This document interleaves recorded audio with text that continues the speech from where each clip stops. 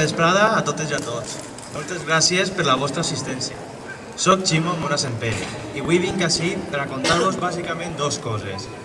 Primer, per quina raó vaig de número 6 en la llista de Compromís per Santa Pola. Vaig elegir Compromís perquè és l'opció de l'amor i vosaltres direu, que cursi, no? Però no, la bona política necessita molt amor. Amem el nostre poble, amem a la nostra gent. Nosaltres no deixem els febles darrere. Amem a les nostres arrels. Defensem amb fervor la nostra llengua i la cultura. Amem la nostra terra, eixa que tant necessita que la cuidem i que tant necessitem nosaltres conservar. És per tot això perquè jo vaig a Compromís. I en segon lloc, vull presentar-vos al meu benvolgut company Xavier Mas i Sempere, que va quart en la candidatura de Compromís per Santa Pola. Xavi té 28 anys, és llicenciat en Comunicació i Musicologia, màster en Sociologia i en Educació. Treballa de professor a la Universitat de València i a nivell local està implicat culturalment en la Unió Musical de Santa Pola. Ara us demano un fort aplaudiment per a ell.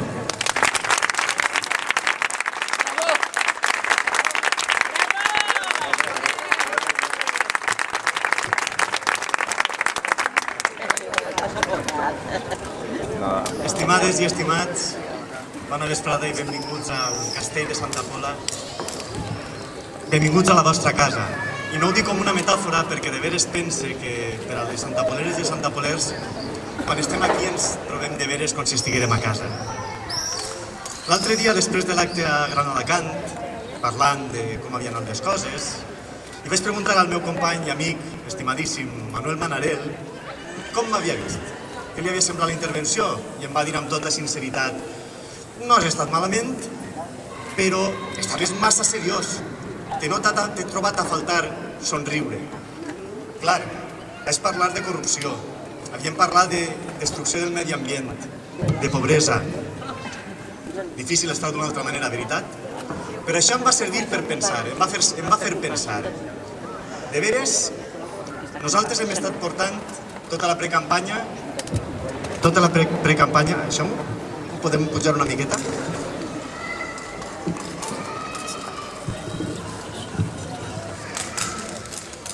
Gràcies. Vam estar tota la precampanya amb l'eslògan Torna a somriure, amb el bonic eslògan Torna a somriure. I és que, de veres, fins i tot en els pitjors moments, cal somriure. Cal fixar-nos en la gent que té la llum als ulls, que té la força per seguir endavant i que té la il·lusió per canviar el món i fer un món millor. Per això cal tornar a somriure també, perquè pensem que això que estem vivint ara i que vivim des de fa molt de temps és un malson que acaba pronte. I per això cal somriure. Tot i això cal posar-ho en context. La meva serietat, la meva gravetat en el gest no és un problema, diguem-ne, considerable. Jo trobo que d'altres candidats en altres candidatures tindran un problema una miqueta pitjor, segurament a l'estómac, a l'úlcera. Molt probablement seran gent que hauran d'anar al metge perquè alguna cosa els courà per aquí. Són aquells, sobretot, que sense voler-ho mostrar comparteixen sigles a més del cas Gürtel, el cas Brugal, el cas Emarsa, el cas Fabra, el cas Imelsa, el cas Balmor, el cas Cooperació, el cas Rabassa, el cas Rus, el Ritalix. Són molts, I la veritat és que ja molesta que cada dia els ciutadans i les ciutadanes del País Valencià encenguem la televisió i en què ens trobem? Que aquesta colla de gentola han fet sinònim valencià i corrupte. I això no pot ser així.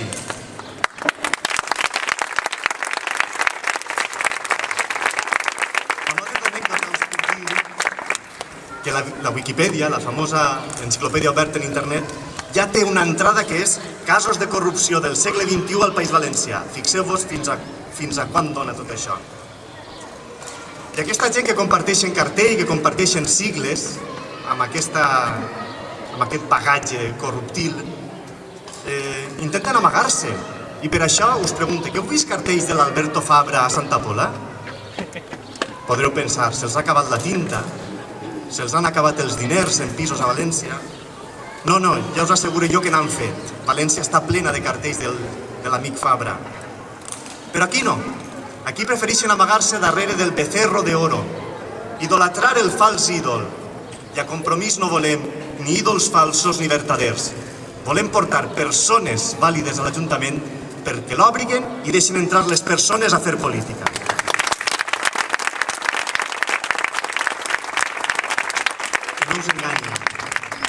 Que no us enganyen perquè són els mateixos, els de les sigles, que han hagut d'escoltar gravacions tan vergonyoses com Feliz Navidad, amiguito del alma, te quiero un huevo. Són els mateixos que han posat a l'alcaldia una senyora indecent que ens va regalar aquella perla de «Vos anime a que dejem passar el fred del verano», que no és que no sàpia parlar valencià, faltaria més, clar que el parla. El problema és de decència política i de que no entenen que a un acte públic cal anar amb decència. Així és com valoren la política. Són els mateixos que han mantingut a les Corts a un company que en algun moment fins i tot arriba a ser president de les Corts Valencianes, que això després del president és el segon càrrec més important del país, a un covard miserable. A un covard miserable que li va mullar a la nostra companya Oltra.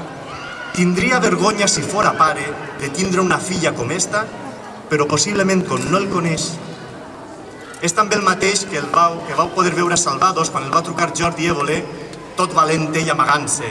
No està él ahora, él no está, soy su hermano. Un president de les Corts que, tot i el mal que ha fet, no va poder amb el seu subconscient, i el seu subconscient es va regalar la condemna màxima. Puedo haber metido la mano, pero nunca la pata. Ell mateix es va delatar.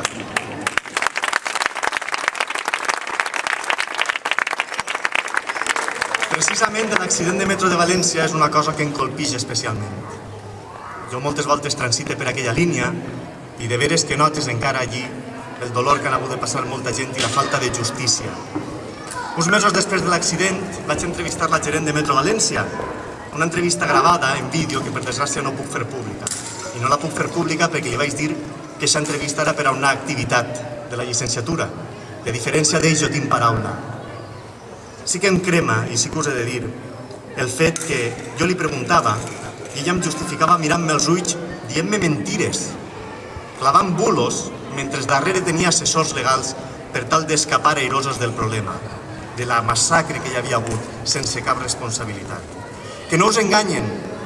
Aquesta gent que va en aquesta llista són companys de partit que tenen en les llistes equivalents d'altres pobles a caps de llista com el ja famós home que compta diners, 1.000, 2.000, 3.000, 4.000, 5.000 i així fins a 2 milions de peles. Però aquest no és nou, és el mateix que fa uns anys proposava celebrar victòries electorals, sabeu com? Xampany i mujeres. Després, lògicament, aclaria las nuestras, mujeres las nuestras. Però bé, la llista és enorme, són els mateixos que asseguraven estar en política per forrar-se. Aquest home, el de política per forrar-se, ara mateix està sent jutjat per acosament sexual a 3 companyes de Radiotelevisió Valenciana. I són els mateixos que d'aquell, perdoneu-me que ho he de llegir, finiquito en diferido en forma de simulación i els de todo lo que figura no es cierto salvo alguna cosa, fin de la cita. Que vist aquest bagatge tan meravellós, un es pregunta, si estan tots en el mateix partit, no serà que tenen la mateixa idea de la política i que segurament estaran fent les mateixes coses? És inevitable aquesta pregunta. Però bé, deixem les misèries cadascú en sa casa, no oblidem tampoc que aquestes no són les úniques misèries. Tenim el cas de la ITV, el cas dels EROs d'Andalusia, el caso Campeón, cadascú que s'ho faça mirar com corresponga. Centrem-nos en Compromís, en el nostre projecte. Amb valentia, resa l'eslògan, com valentia en castellà que podeu llegir aquí. I us preguntareu, què té de valentia fer política al País Valencià en el segle XXI? Hauria de ser una cosa certament normal, de tranquil·litat democràtica, de participació cívica en la vida local. Doncs deixeu-me que us expliqui una experiència personal que us pot ajudar a entendre una miqueta més aquest concepte de valentia. Fa 4 anys vaig decidir fer el pas i implicar-me d'una manera directa en la candidatura de Compromís per Santa Pola. una persona molt propera a mi, que m'estima molt, em té en gran estima, em va advertir: però on vas? Com se t'ocorrís, sense tindre el futur assegurat, clavar-te allí? A més, en un partit que no és dels grans, on tot el món va posar-te una etiqueta. Eren bones intencions, no ho dubte, les que tenia darrere de dir-me aquestes paraules. Aquesta mateixa persona, uns mesos més tard, va vindre a mi, ple de joia, encisat, perquè acabava de descobrir en YouTube a una dona, una política valenta, una parlamentària valenciana que havia dit als delinqüents pel seu nom i els havia fet abaixar la cara. Com ja us imaginareu, aquesta dona és la propera presidenta de la Generalitat Valenciana, Mònica Oltra.